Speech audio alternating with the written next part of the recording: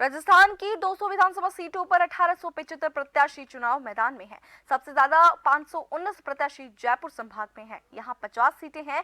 सबसे कम कोटा संभाग की 17 सीटों पर 128 प्रत्याशी है। प्रदेश भर से 3432 नामांकन फॉर्म भरे गए थे। इनमें से 490 नॉमिनेशन फॉर्म वापस ले लिए गए। वहीं 396 नामांकन कैंसिल हुए।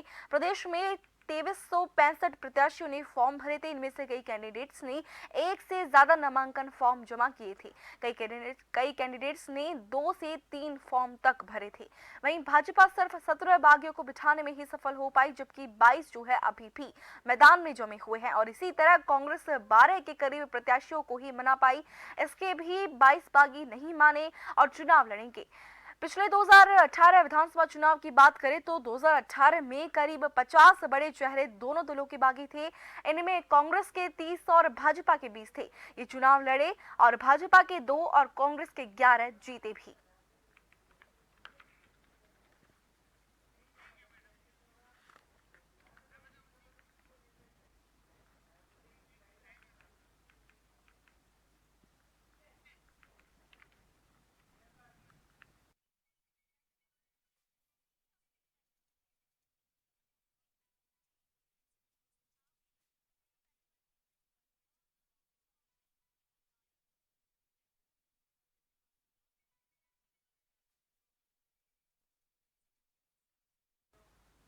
आपको बता दें कि राजस्थान में कांग्रेस के बागी जो है मैदान में हैं। जानकारी के लिए आपको बता दें कि सरदार शहर से राजकरण चौधरी, ब्रिजेश जाटव जो है हिंडौन से, और कैलाश मीणा जो है मनोहर थाना से, हरिबुर रहमान जो है नागौर से, वहीं वीरेंद्र बेनीवाल लूणकरण से, गोविंद शर्मा जो है नगर और आलोक बेनीवाल जो है शाहपुरा जयपुर से, सुनील परिहार जो है सिवाना, जोहरीलाल मीणा जो है राजगढ़ लक्ष्मण और शिव से, फतेह खान केशु राय पाटन से, राकेश बोयत जो है इस वक्त कांग्रेस के जो बागी हैं मैदान में उतरे हुए हैं।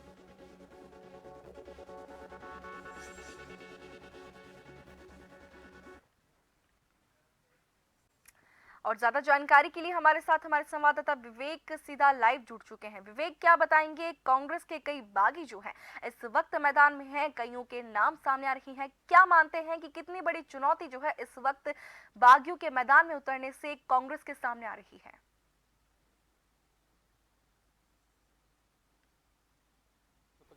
राजस्थान विधानसभा चुनाव 2023 को लेकर अब तस्वीर साफ हो चुकी है। गुरुवार को नामांकन वापसी के आखिरी दिन मान मनोबल का दौर चला। भाजपा कांग्रेस तमाम जो वरिष्ठ नेता थे बागी प्रत्याशियों से मान मनोबल करते नजर आए कि वो अपना जो नामांकन है वो वापस लें, क्योंकि पार्टी के कार्यकर्ता रहे हैं, पार्टी के प्रति उनकी निष्ठा रही है और अब जब पार्टी को जीताने का समय आया है तो वो निर्दलीय ताल ठोक रहे हैं। ऐसे में पार्टी के अधिकृत प्रत्याशी को नुकसान उठाना पड़ेगा। हालांकि मान मनोबल के दौरान कई प्रत्याशी जो है वो वापस अपना नामांकन लेने को राजी हुए, अपना नामांकन वापस भी लिया। कई निर्दलीय प्रत्याशियों ने अपना नामांकन वापस लिया तो कई पार्टी के प्रत्याशियों ने भी अपना नामांकन वापस लिया, जिसमें बसपा के कई प्रत्याशी शामिल रहे हैं। भाजपा और कांग्रेस के जो प्रत्याशी थे इनके समर्थन में इन्होंने नाम वापस लिया। हालांकि अब नाम वापसी का दौर खत्म होने के बाद 200 विधानसभा सीटों पर 1875 प्रत्याशी जो है वो चुनावी मैदान में डटे हुए हैं और अब मुकाबला जो है वो रोचक हो चुका है। कई जगह सीधी भाजपा और कांग्रेस के प्रत्याशियों के बीच टक्कर है तो कई जगह त्रिकोणीय मुकाबला बना हुआ है। हालांकि अगर बागियों की देखी जाए तो लगातार हर चुनाव में बागी जो है वो हार और जीत का समीकरण बिगाड़ते हुए नजर आए हैं और ऐसा ही इन चुनावों में भी देखा जा रहा है। इस बार विधानसभा चुनाव में कांग्रेस और भाजपा की ओर से 1 दर्जन से ज़्यादा बागी प्रत्याशी जो है वो चुनावी मैदान में डटे हुए हैं। अगर कांग्रेस के बागी प्रत्याशियों की बात की जाए तो कांग्रेस की ओर से सरदार शहर से रामकरण चौधरी जो है वो निर्दलीय तौर पर ताल ठोक रहे हैं। हिंडौन सिटी से ब्रजेश जाटव मैदान में है। मनोहर थाना से कैलाश मीणा, शाहपुरा से आलोक बेनीवाल, शिव से फतेह खान चुनावी मैदान में है। लूणकरण सिंह से वीरेंद्र बेनीवाल मैदान में है। नागौर से हबीबुर रहमान जो है वो कांग्रेस की मुश्किलें यहाँ पर बढ़ा रहे हैं। वहीं अगर भाजपा के बागियों की प्रमुख बागियों की बात की जाए तो डीडवाना से जुलूस खान पहले मंत्री रह चुके हैं। पिछली बार चुनाव में इनकी हार हुई थी, इस बार टिकट नहीं मिलने से निर्दलीय तौर पर ताल जो है डीडवाना से ठोक रहे हैं।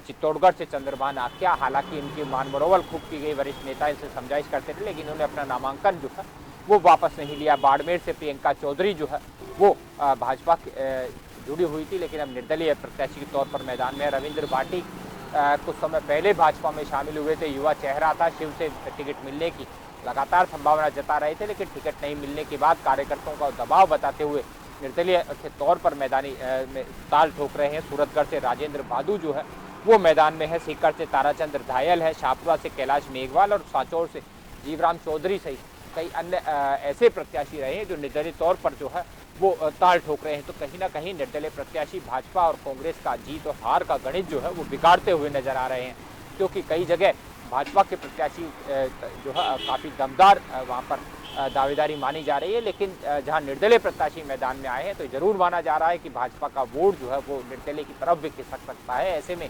हार और जीत का अंतर जो है वो काफ़ी कम रह सकता है। वहीं कांग्रेस की भी प्रत्याशियों की यही बात रही है कि जहां कांग्रेस की टिकट नहीं मिलने से निर्दलीय के तौर पर जो तमाम प्रत्याशी ताल ठोक रहे हैं, कांग्रेस के प्रत्याशियों का भी समीकरण कहीं ना कहीं बिगाड़ते हुए नजर आ रहे हैं। हालांकि पार्टी की ओर से पहले ही किया गया था कि काफ़ी सोच विचार कर टिकट दिए जाएंगे, लेकिन टिकट जो है वो अधिकृत तौर पर एक सीट से एक ही प्रत्याशी को दी जा सकती है और दावेदार कई होते हैं। ऐसे में पार्टी चाहती है कि जो जीत वाला चेहरा है उसे ही पार्टी का अधिकृत प्रत्याशी बनाया जाए, ऐसा इन सूचियों में देखा गया।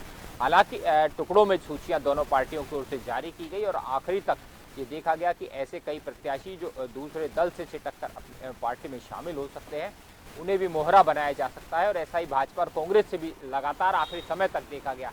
तो कुल मिलाकर अब मुकाबला जो है काफ़ी रोचक यहाँ पर देखा जा रहा है, लेकिन फिर भी कहीं ना कहीं निर्दलीय प्रत्याशी जो मैदान में पार्टी से अलग हट कर खड़े हुए हैं, वो कहीं ना कहीं पार्टी के अधिकृत प्रत्याशियों का समीकरण जो है वो चुनाव में बिगाड़ते हुए नजर आ रहे हैं। हालांकि मान मनोबल का दौर अब भी जारी है कि वे नामांकन वापस नहीं ले पाए हैं, लेकिन फिर भी समर्थन जो है वो अधिकृत प्रत्याशी को दे। लेकिन ये जरूर तय माना जा रहा है कि निर्दलीय प्रत्याशी जो चुनावी मैदान में है, कई छोटे दलों के प्रत्याशी जो चुनाव में मैदान में है, कुछ वोट लेकर वो कहीं ना कहीं भाजपा और कांग्रेस के प्रत्याशियों का हार और जीत का अंतर जो है वो काफ़ी कम कर सकते हैं। चुनावी समीकरण जो है पूरी तरह गड़बड़ा सकते हैं। करीब 22 के करीब जो है प्रत्याशी जो बागी हो चुके हैं वो कांग्रेस और बीजेपी दोनों पार्टियों के सामने इस वक्त मैदान में है। क्या मानते हैं कि क्या चुनाव होने से पहले इन बागी प्रत्याशियों के मान मनुहार में कांग्रेस और बीजेपी दोनों पार्टियां सफल हो पाएगी, और अगर वे नहीं मानते हैं अभी भी तो कितना बड़ा नुकसान जो है पार्टियों को हो सकता है?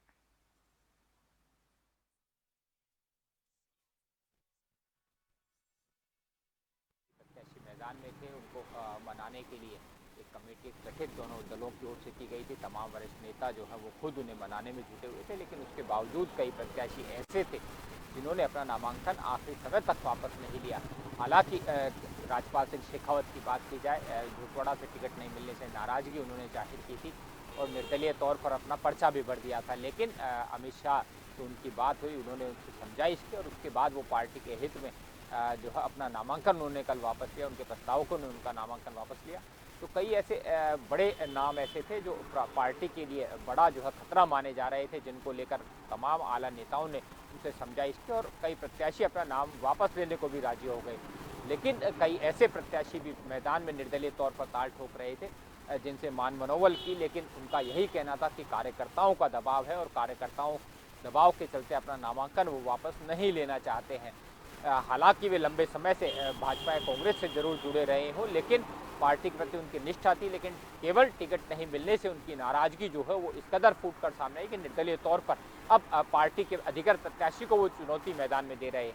तो जरूर कहा जा सकता है कि मान मनोबल में कोई कसर दोनों ही जी विवेक, तमाम जान